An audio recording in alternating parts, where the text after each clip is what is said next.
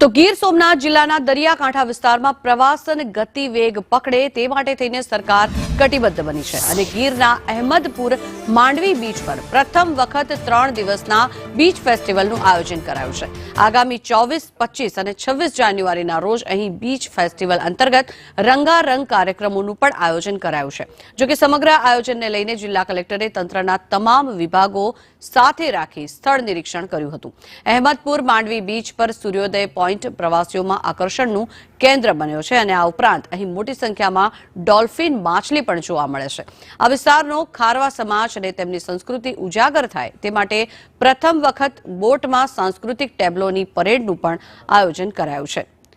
3 દિવસ દરમિયાન આ આયોજન થનાર છે તો રાત્રિના સમયે બીચ પર લેઝર શોનું પણ આયોજન કરવામાં આવશે। એટલે કે રાજ્યના પ્રવાસન વિભાગ અને જિલ્લા વહીવટીતંત્ર દ્વારા અહેમદપુર માંડવી બીચને પ્રવાસનના નવા સ્થળ તરીકે વિકસાવવાનું આયોજન કરાયું છે।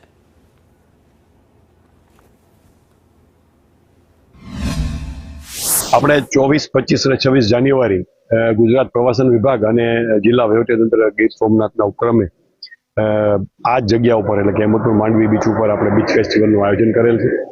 આપ જુઓ છો કે આ બીચ છે એ ખૂબ રમણીય સ્થળ છે। અહીંયા સવારે સૂર્યાસ્ત નહીં પણ સૂર્યાસ્ત પોઈન્ટ તો બધા હોય છે પણ સૂર્યોદયના પોઈન્ટ બહુ આપણે ઓછા છે। એમાં આદર્શ પોઈન્ટ છે।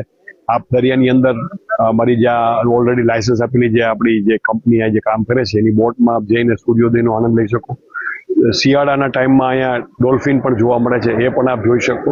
બીજી ઘણી બધી પ્રવૃત્તિઓ વોટર સ્પોર્ટ્સની છે જે ખૂબ સારા ઇન્ટરનેશનલ સ્ટાન્ડર્ડના જે ઇક્વિપમેન્ટ છે એનો આપ લાભ લઈ શકો। બીજું કે આપ જે આ ખુલ્લો પણ જોવો છો એમાં આપણે ચિલ્ડ્રન પ્લે એરિયા કે આ રેતીને ધ્યાનમાં રાખી અને બાળકો માટે જ ખાસ બહુ મોટી રાઇડની પણ બાળકો છે એ એની સેફ્ટીને ધ્યાન રાખી અને એવી રાઇડ્સને હું આપું એક એમ્યુઝમેન્ટ પાર્કનું આયોજન કરું છું।